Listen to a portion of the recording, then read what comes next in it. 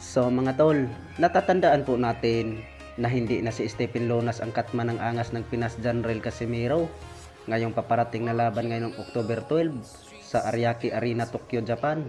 Makakalaban niyang IBF World Champion Yukinori Ogoni. Dahil dyan mga tol, ay may kaibigan ni angas ng Pinas Janrel Casimiro, ang dating trainer niya. Ayon ang muna ang magiging katman niya ngayong October 12 na si Ray Urais. Dahil dyan mga tol, dahil ay may pinag-usapan sila ng angas ng Pinas Janrel Casimiro at saka kanyang kumpare na si Ray Urais, pag nandun ang laban niya sa Japan ay siya daw ang katman. So nangyari na mga tol, kaya hindi muna si Stephen Lonas. At sabi naman ni Janrel Casimiro mga tol, pag sa US ang laban niya ay si Stephen Lonas pa rin yung katman niya. Kahit hindi na si Stephen Lonas ang katman niya sa Japan mga tol, ay pupunta pa rin si Stephen Lonas dahil ay suportado pa rin siya kay angas ng Pinas Janrel Casimiro. Ay magkukumpare yan sila. Dahil dyan mga tol, ay wala namang sinabi ng angas ng Pinas Janrel Casimiro na tatanggalin niya ang katman na si Stephen Lonas. Pagkakataon lang talaga mga tol, nasa Japan ang laban ng angas ng Pinas Janrel Casimiro, kaya hindi muna daw pasamahin si Stephen Lonas. Bukod dyan mga tol, ay bugbugan ang pag-iinsayo ng angas ng Pinas Janrel Casimiro dahil ay 2 linggo na lang bago ang bakbakan sa bansang Japan. Talagang hindi nagkukumpiyansa ang ating pambato dahil ay malakas din itong si Yukinori Ogoni.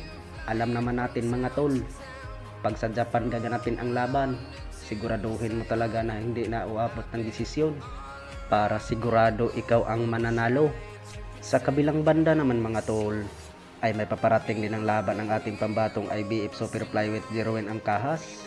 Mainit na talaga mga tol, ngayong buwan ng November.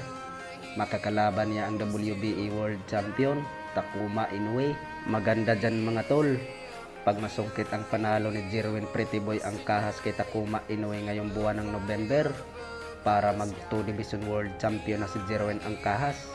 Sa kabilang banda naman mga tol, ang pambato ng 2 Division World Champion ng Mexico Luis Neri ay gusto palang labanan ang The Monster ng Japan na Kuya Inoue. Ay matagal na pala pinampangarap ni Luis Neri mga tol na gustong labanan niya si Naoya Inoue.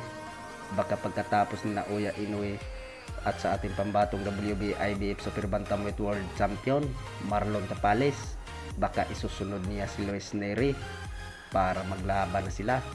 Dahil dyan mga tol, ay natatandaan po natin na nagsalita si Naoya Inoue ay bago siya umakyat ng featherweight division ng 126 pound ay mananatili muna siya sa 122 sa super bantam upang kalabanin ang lahat ng malalakas sa super bantam mga tol. Ay kabilang na yan si Muradjon Akhmadaliev at si Janrel Casimiro at si Luis Neri. At banat ni Naoya Inoue mga tol ay uubusin muna niya bago siya umakyat ng featherweight division